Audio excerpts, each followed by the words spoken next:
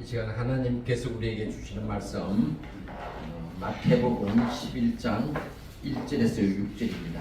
우리 6절만 같이 합독하도록 하겠습니다. 11장 마태복음 11장 6절 함께 합독합니다.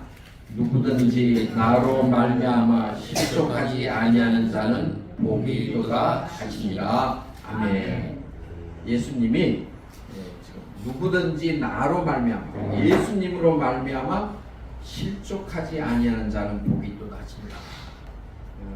이 내용이 앞에 좀 우리가 읽지는 않았지만은 지금 세례 요한이 광야에서 예수님에 대해서 아주 여러 가지 나는 그 신들배를 들지 못하겠다, 또는 나는 물로 세례를 주고냐 오실 이는 성령으로 세례를 주고서 예수님에 대해서 굉장히 아주 잘 설명을 하고 나갔습니다.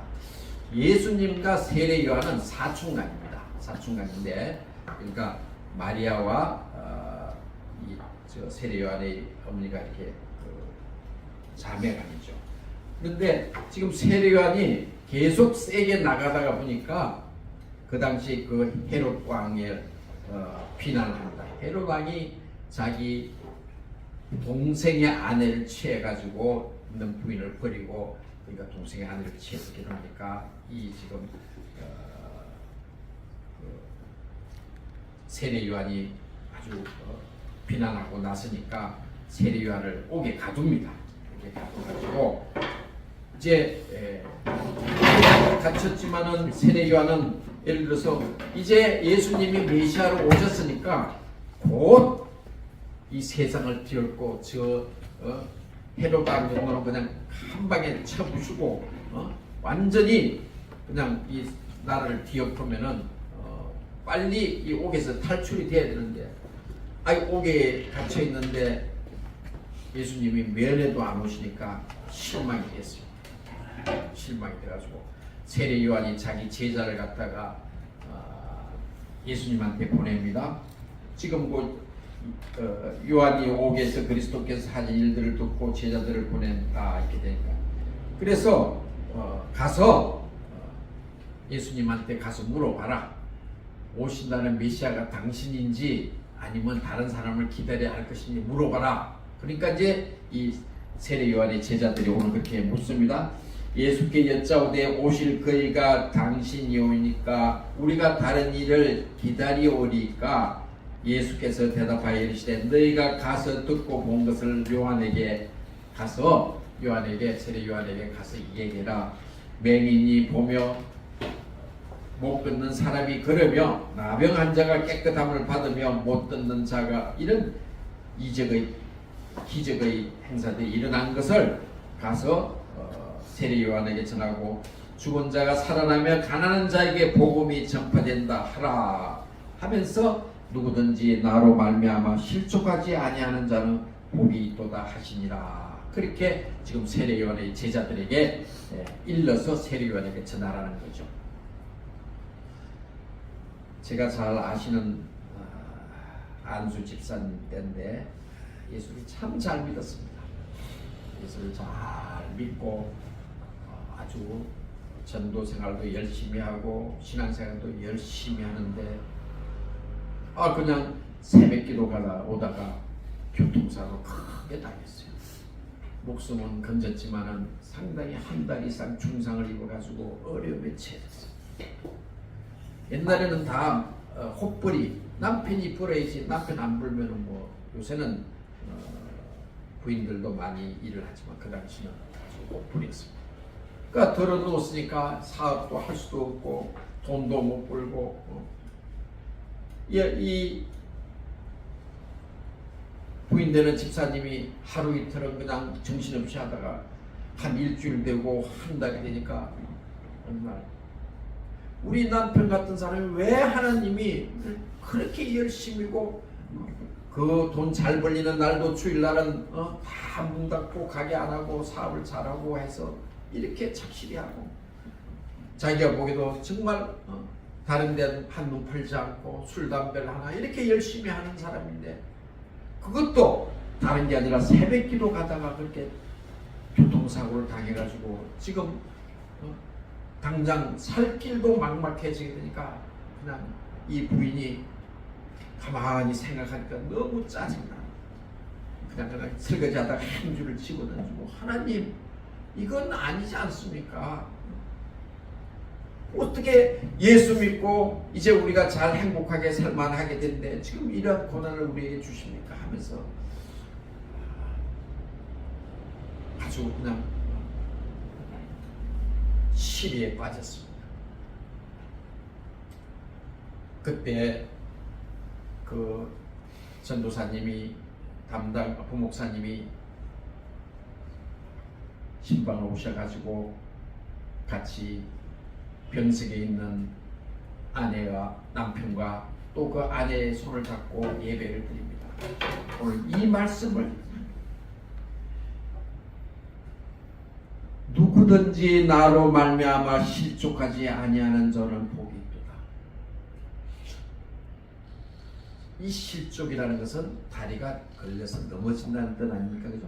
그러니까 이스라엘 백성들, 이스라엘 그 땅에는 그 돌짝밭이 많아요. 그래서 성경에 보면은 실족한다는 말이 참 많습니다. 실망한다도 아니고 뭐 그것도 시리에 빠졌다도 아니고 실족한다. 다리가 탁 걸려져서 넘어졌다 그러죠. 그 돌이 많으니까 그 동네 사막 가운데 돌이 많으니까 그 실족한다는 말을 많이 써요. 이 말씀을 부목사님이 하는 걸 보고 깨우치면서 하나님께서 우리를 더욱더 견고하게 쓰시기 위한 훈련이라 생각하고 아주 예수를 굳게 붙잡고 이제 한 2달 되니까 퇴원도 하고 끝나고 나서는 아주 사업도 더욱더 번창해가지고 잘 된 것을 제가 눈으로 목격했습니다. 우리가 어떤 일이든 시간과 타이밍이 있습니다. 우리가 지금 음식을 먹어가지고 여기서 입에서부터 이 항문으로 나오기까지 8m입니다. 8m인데 제가 그 의사 선생님들이 얘기 들으니까 그 각각 한 50cm들마다 기능이 다 다르다. 여기서는 포도당이 소모되고 여기서는 단당류가 소화되고 여기서는 지방이 소화되고 여기는 단백질이 소화. 그 내놓는 소화제가 다 달라가지고 여기서는 뭘 흡수하고 여기서는 뭐를 흡수하고.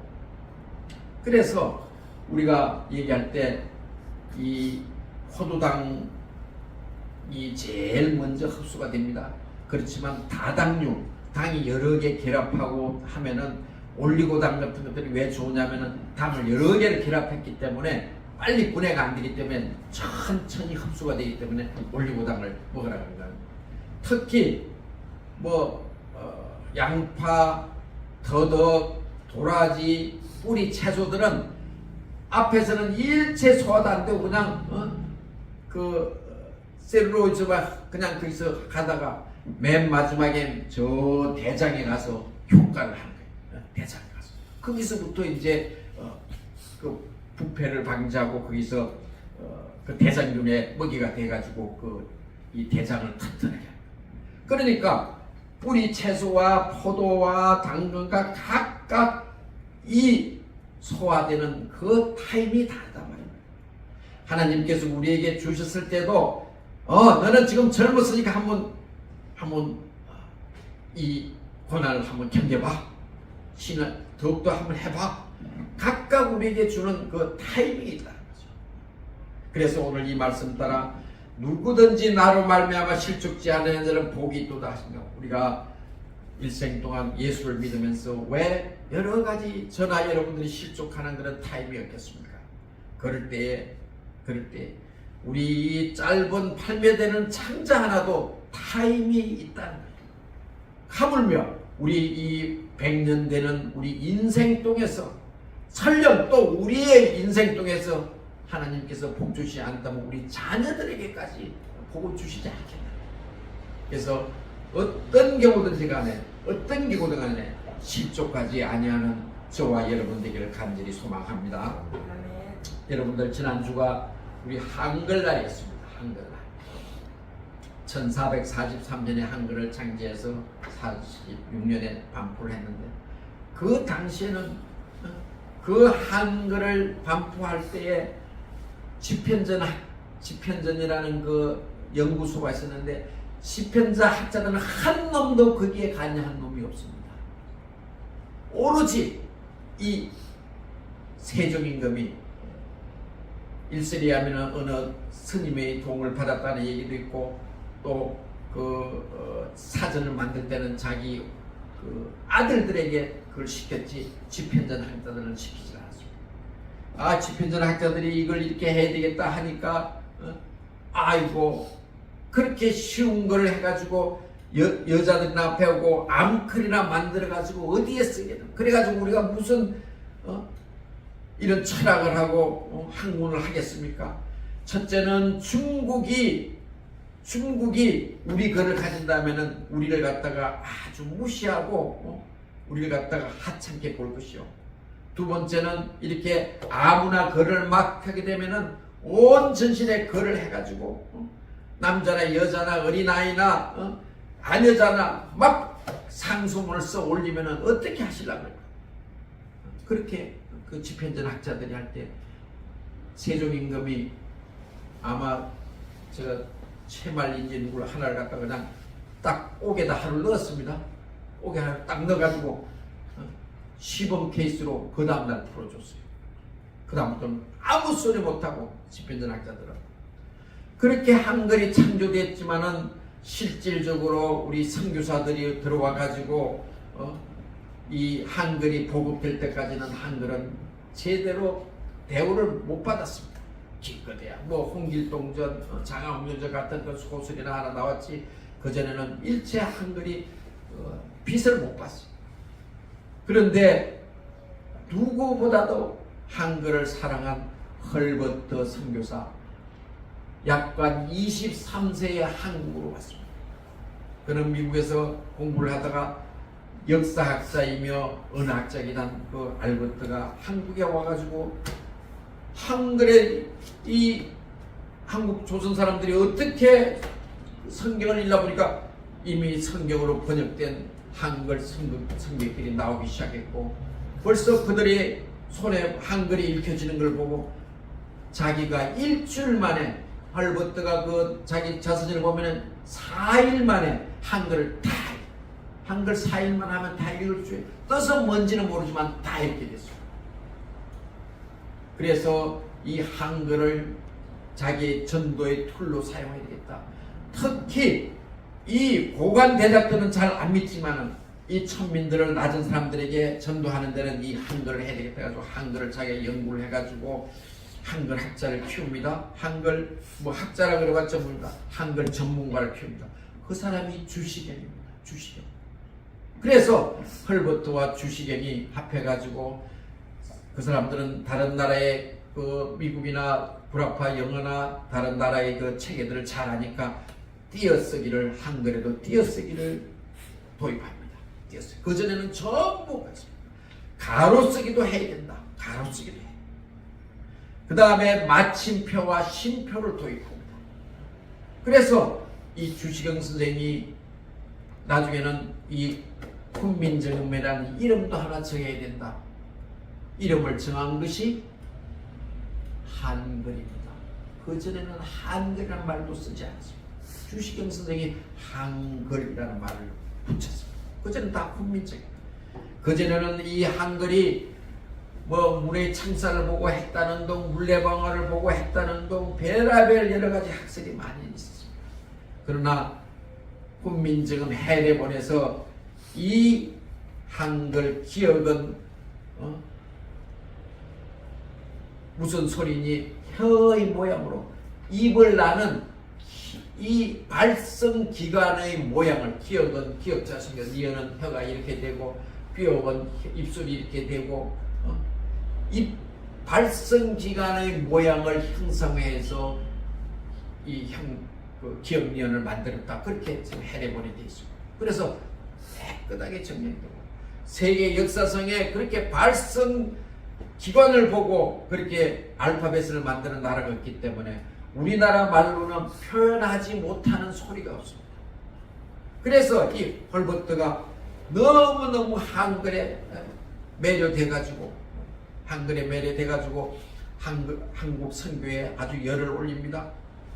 1986년에 왔는데 85년엔 이 언더우드, 그 다음에 이 헐버트, 그 다음에 언더우드 또 알렌이 와가지고 병원을 광해원을 차려서 진료를 합니다.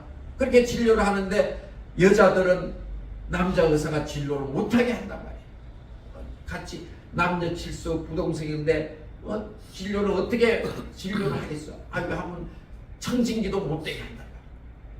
그래서 얼른 이 알렌이 미국으로 선교부에다 연락을 합니다. 한국 이 나라는 이 남녀 이 관계를 너무 중요시해가지고 여자를 진료할 수 없으니 빨리 여자 선교사를 의사 선교사를 보내주시오 해서 미국으로 연결해가지고 달려온 사람이 스크린톤인가 이화여대를 만든 스크린톤이 와가지고 저 동대문에다가 병원을 차렸습니다. 알렌은 그 세브란스는 사실 우리나라에 와서 한 선교는 하지 않았지만 많은 돈을 지금 말하면 삼성같이 큰 돈을 그 세브란스가 대줘가지고 서울역 앞에 세브란스 병원을 차렸습니다. 그렇게 해서 병원을 차리고 학교를 차리고 교회를 개척해가지고 이 선교사들인데 특별히 이 헐버트는 한글에 대해서 그렇게 많은 기여를 해가지고 아주 우리 한글을 갖다가 든든한 반석 위에 올려놨습니다. 며칠 전에 제 친구가 알렌이 그런 얘기, 외국인들이 오면은 미 대사관을 지나고 이렇게 한 바퀴를 도는데 광화문 앞을 지나가는데 광화문에 한자로 탁 쓰니까 저 집은 중국에서 지어서 하사한 거냐 이렇게,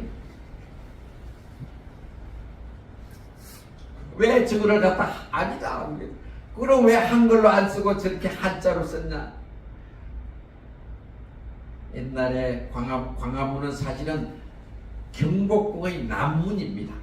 경복궁의 남문이 광화문이 있었는데 임진왜란 때 소실이 돼가지고 다시 지으면서 이제 했는데 그 조선 총독부가 들어오면서 경복궁을 헐고 앞에 광화문을 싹 없애고 이제 세종로를 만들고 그렇게 하면서 이 옛날 그 중앙청 건물을 크게 딱 거기다 세우지 않습니다. 아주 위험을 대담하게. 옛날에 그 중앙청 건물이 여러분들 보신 분들 많겠지만 아주 저도 몇 번 가봤는데 굉장히 웅장하게 돌로 기둥이 이렇게 되어 있습니다. 그런데 이제 박정희 대통령 때인가요? 그 앞에 이거 조선 총독부에 너무 이게 우리가 눌린다 그래가지고 그 앞에 광화문을 하나 지어가지고 딱 광화문을 만들고 그 광화문에다가 한글로 박정희 대통령이 광화문 해가지고 딱 붙였습니다. 그런데 이제 이 중앙청 건물을 해체하는 중앙청 건물을 해체하자 이런 게 배도됨으로써 이 광화문도 각도도 틀렸고 이게 고증에 충분하지 않은 것이다 그래가지고 광화문도 헐게 됩니다. 그래서 경복궁을 복원하면서 광화문도 다시 세우고 그 광화문의 현판을 박정희 대통령 그걸 붙이기를 인정을 안 하는 거죠. JP 김대중 대통령 때 거기다가 그러면 뭐를 쓸 것이냐. 그 당시에 책을 찾아서 빛날 꽝자의 책을 하나 따오고 또 화자 변할 화자 그도 책에서 한자 책에서 화자 하나 가져오고 문자 가져와서 그거를 갖다가 조합을 해가지고 광화문 크게 확대해서 그걸 조합해서 붙였습니다. 영혼 없는 건물이 됩니다. 건물을 짓고 그 현판에다가 잘났든 못났든 누가 그를 붙이지 않습니다. 그런데 여기서 짜집기한 글씨체로 가지고 지금 광화문을 붙였는 거예요.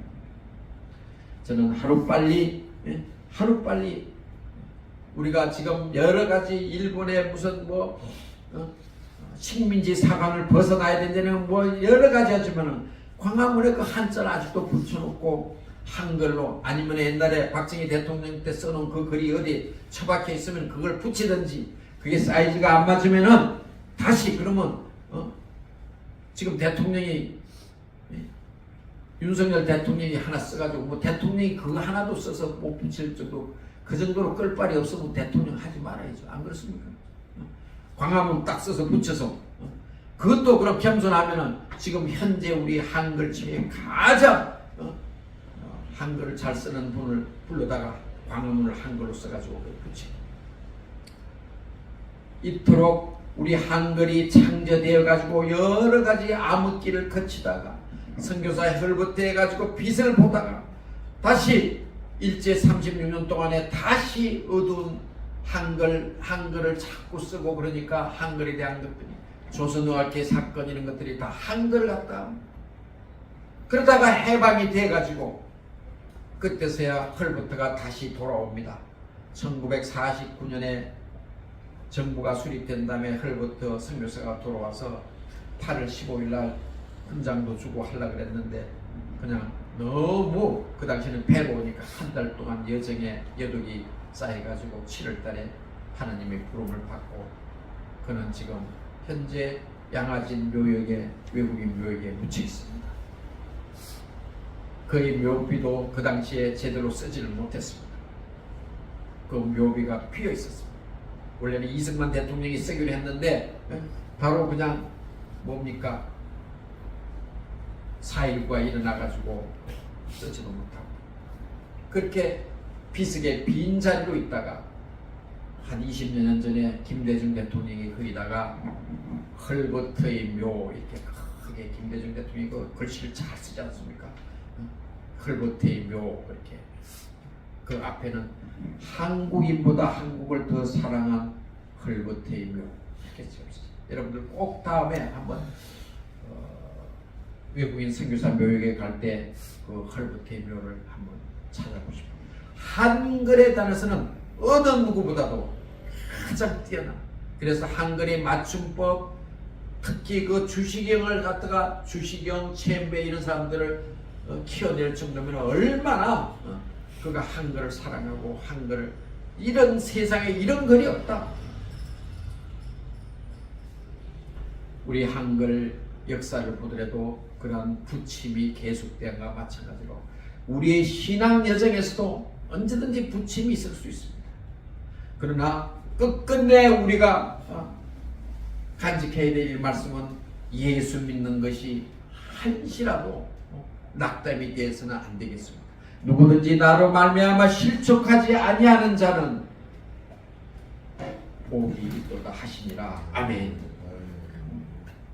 우리 성경 말씀 하나 더 찾아보겠습니다. 야고보서 1장 2절, 야고보서 1장 2절에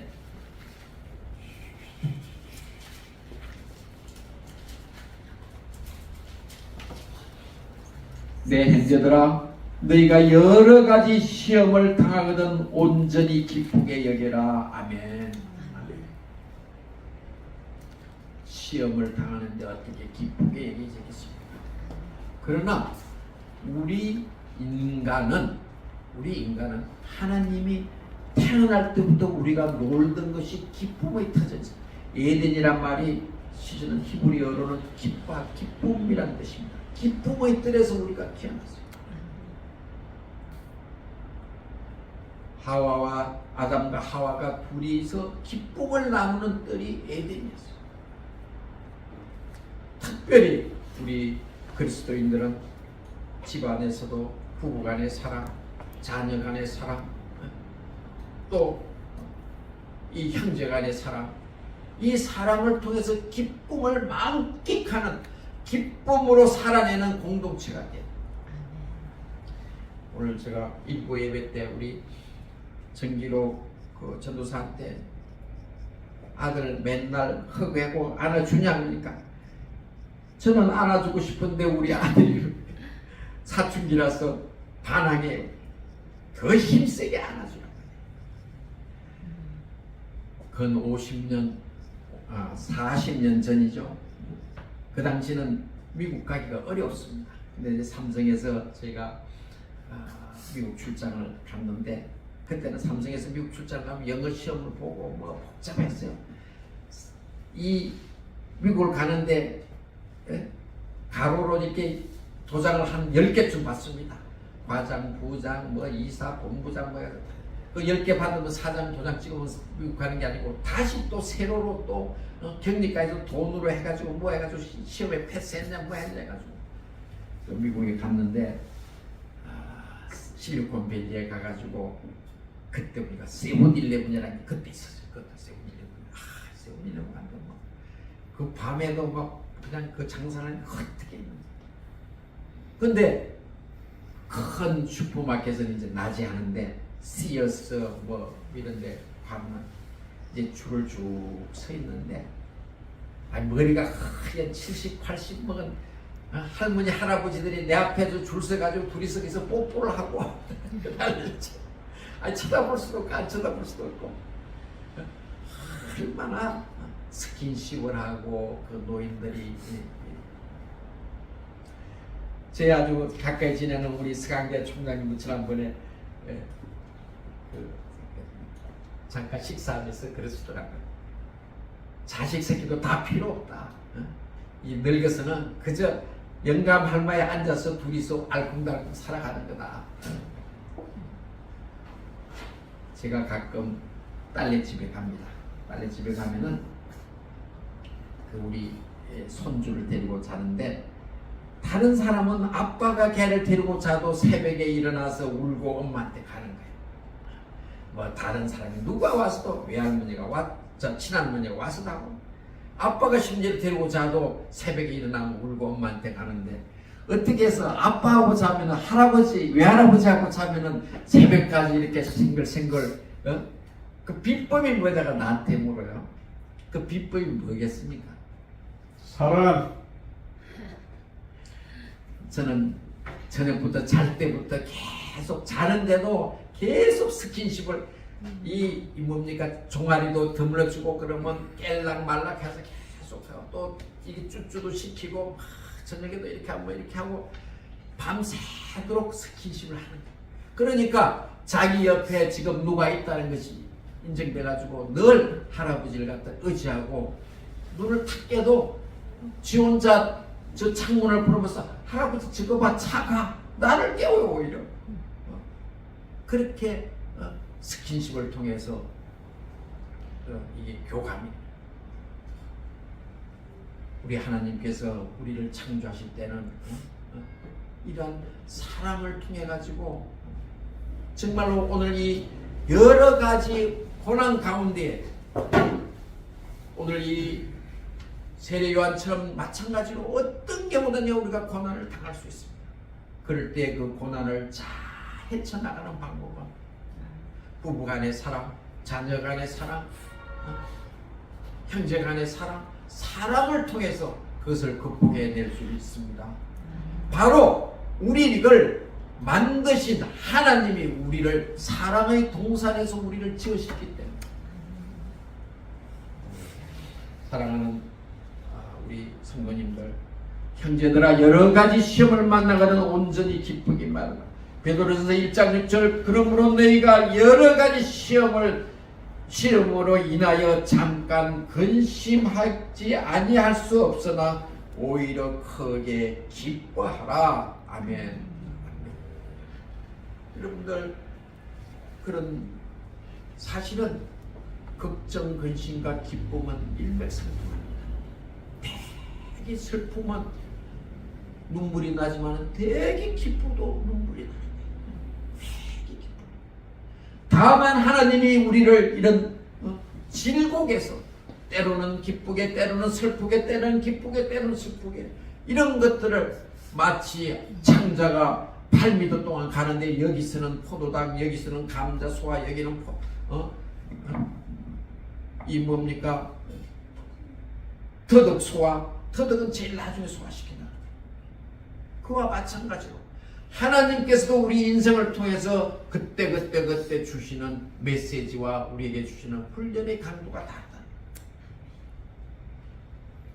그래서 이 우리 그리스도 자녀된 저와 여러분들은 어떤 경우에도 어려움과 시련이 당했을 때 이것을 믿음으로 말씀으로 잘 극복하는 저와 여러분들 되기를 간절히 소망합니다. 네. 어떤 분들은 술로 해결하는 사람들, 세상 사람들 술. 내가 10년, 20년 가까이 되나요? 우리 참된교회에서 개척한 문충모 목사님이라는 한의사가 있었어요. 경희대학교 나온 한의사가 있었는데 영산고등학교에다가 개척을 했어요. 그래가지고 그분이 개척을 해가지고 한 30명, 이제 장로만 우리 셋이 따라왔어요. 아무도 안 따르고 장로만 셋이 딱 붙여주고 문충모 목사님만 넷이서 시작했어요. 그 사모님하고. 그러니까 5가지 시작한 거죠. 1명이 시작했는데 나중에 한 8, 90명까지 됐는데 그때 막 문충모 목사님 돌아가셨는데 그분하고 내가 여러 가지 상담을 하는 중에 지금도 잊어버리지 않은 2가지 사실. 우리 집사님 중에 한 분이 잘 나가다가 잘 있다가 갑자기 그냥 자기 와이프 부인을 쭉 패고 행패가 나온 거예요. 그렇다고 정신과적으로 뭐 헷가닥한 건 아닌데 그냥 짜증을 부르고 부인을 패는 거예요. 그럼 술 먹고 들어와서 그러면 그것도 아니래. 그래서 그 권사님을 우리 이원사하고 친구이기 때문에 모시고 문충모 목사님 그분이 한박인데도 정신과를 했어요. 그분한테 모셔갔어요. 그래 모시고 오라고. 그래가지고 그 집사님하고 그 권사님 2분하고 우리 부부 2하고 문충모 목사님하고 앉아서 근 1시간 동안 쭉 대화를 합니다. 1년에 이런 일이 몇 번이나 있어요. 한 30번 있습니다. 그때 어떻게 그 집사님 정신이 어땠어요? 나도 모르겠어요. 그냥 화가 나고 술 먹고 들어오서 그랬어요.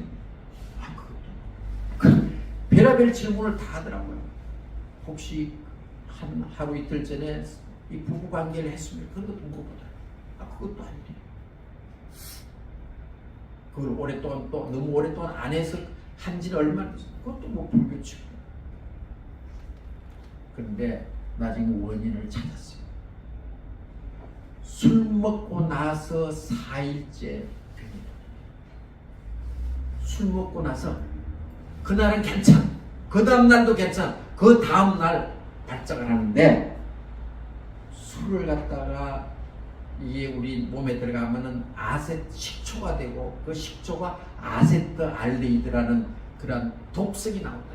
쉽게 말하면 우리가 배기가스를 쫙 하면은 뒤에 가스가 나오듯이 술을 간에서 완전히 분해하고 나면은 그 아세트알데히드라는 불순물이 나온다. 그 아세트알데히드가 한 4일째 나오면은 얘 뇌를 때려요. 그래서 제가 자기가 생각하기는 그런 것 같으니 이제 그렇게 질문을 했죠. 혹시 집사님 술 먹고 며칠 있다가 그런 적이 있습니까? 맞아. 술 먹고는 안 그랬고요. 술 먹은 지 한 3, 4일. 술 먹고 그때 안 그러고 3, 4일 되면은 그 간에서 그걸 해독을 하면서 아세트알데히드를 몰아내게 해서 우리 몸에 흘러. 술 입에도 대지 말아보십시오. 술 입에도 안 됐더니 그 병이 싹 나섰어요. 그 병이 싹. 우리가 스트레스 받으면 술로 풀리는 경우도 있고 여러 가지 뭐 골프를 치러 가는 사람도 있고 여러 가지 있지만은 그러나 우리 예수 믿는 사람들은 자녀와 부부와 형제와 스킨십으로 해서 하나님이 주신 이 박수도 혼자서 박수가 안 치잖아요. 이렇게 박수 치죠. 마치 제가 우리 손녀 스킨십으로 아주 잘 가듯이. 그럼 나는 총각인데 뭐 스킨십 할 사람도 없어요. 그럼 혼자 스킨십.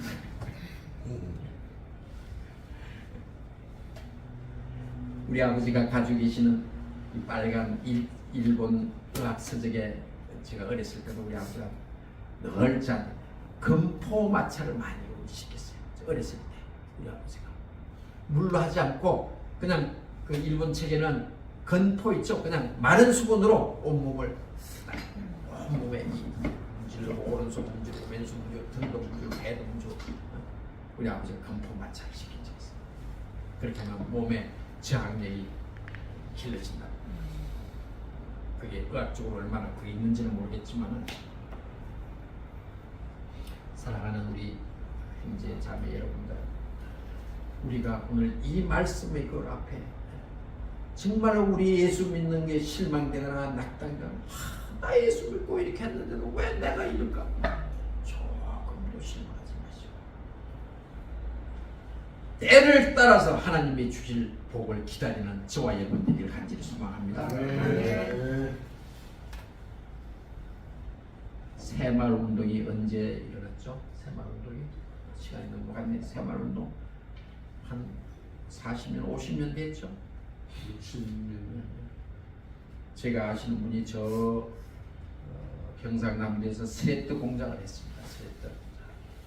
지금 형님의 친구니까 제가 직접 그 스레트라는 것은 일본에서 가져와가지고 개발을 해가지고 그 당시 1억씩 적자면은 지금으로 말하면 100억 적자쯤 될 거예요.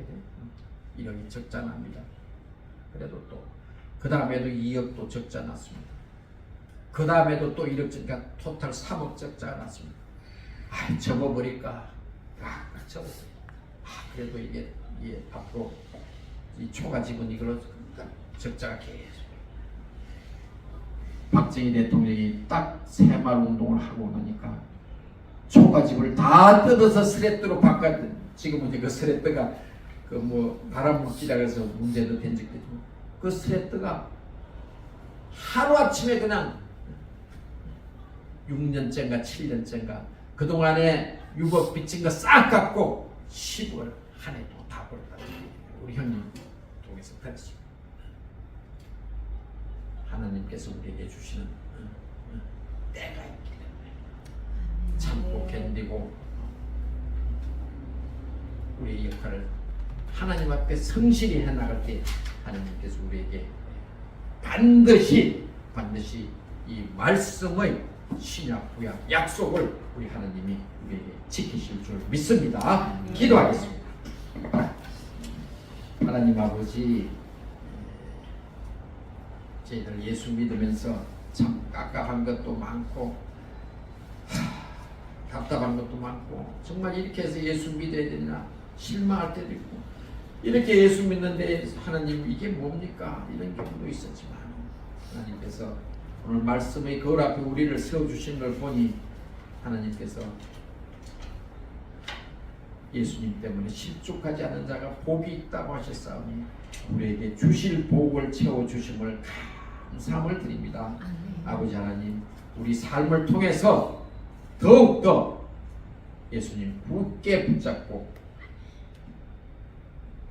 가다가 돌부리에 넘어지지 않냐도록 우리를 지키시고 인도해 주옵소서. 감사함을 드리며 예수님 이름으로 기도드립니다. 아멘.